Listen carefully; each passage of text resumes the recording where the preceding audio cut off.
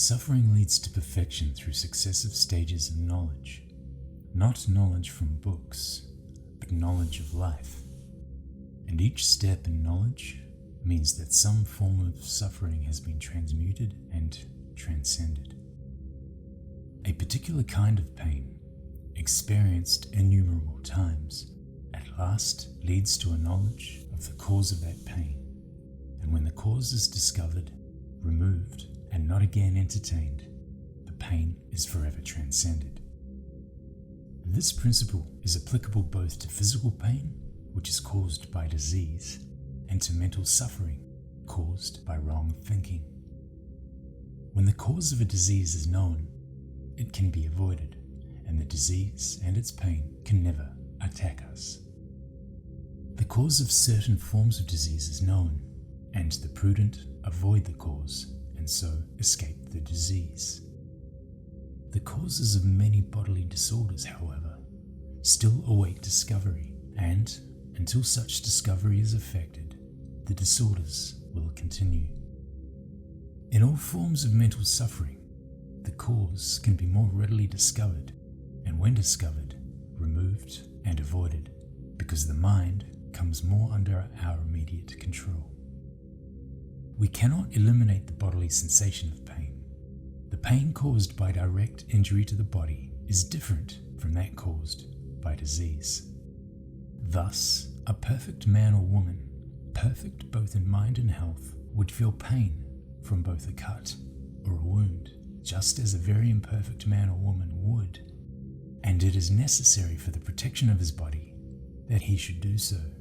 But his bodily pain would be modified by his attitude of mind towards it. It would not cause him any mental suffering, and he would retain his happiness and peace of mind.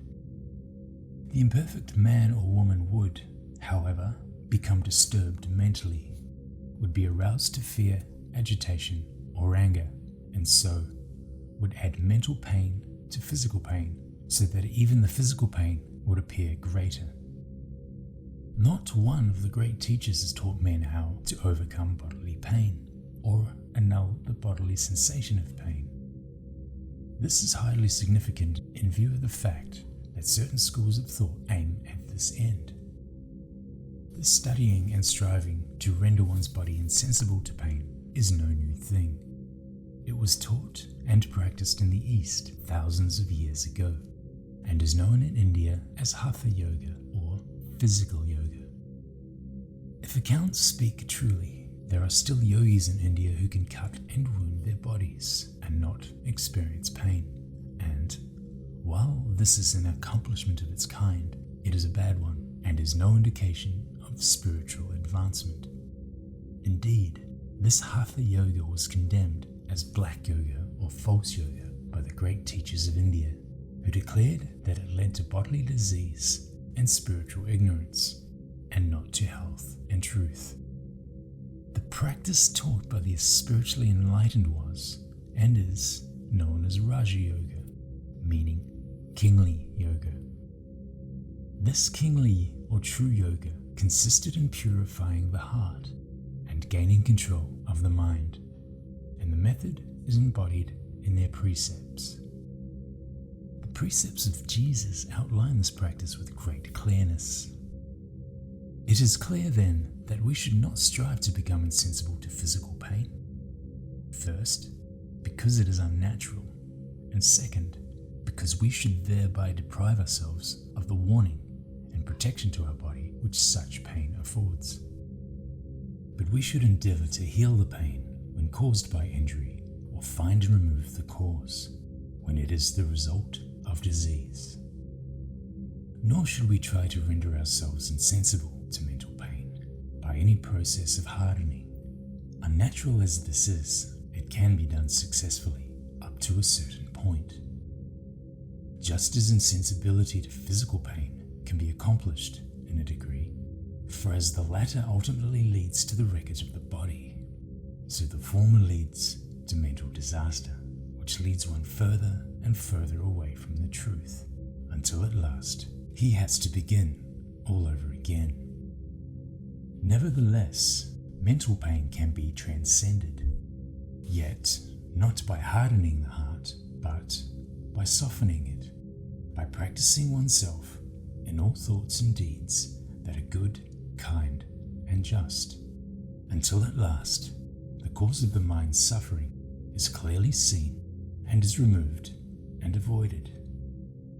Once the cause of any particular kind of mental pain is seen, its elimination from the mind becomes comparatively easy.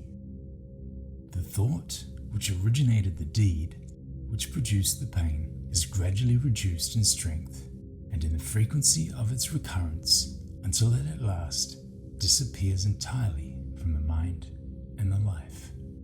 And with each mental pain thus transcended, there is a great advance in knowledge.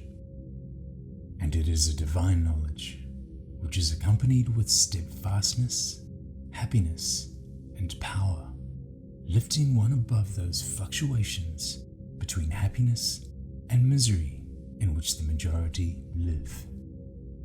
Thus, the wise man sees that everything is good, even the presence of pain, and he uses that pain to enable him to reach higher regions of knowledge, regarding his pain as a sure indication that he has gone wrong somewhere. He searches for his mistake, and, having found it, he ever after avoids it. So, in the crucible of pain is the dross of ignorance burnt away from us. Thus are we purified in the fire of knowledge.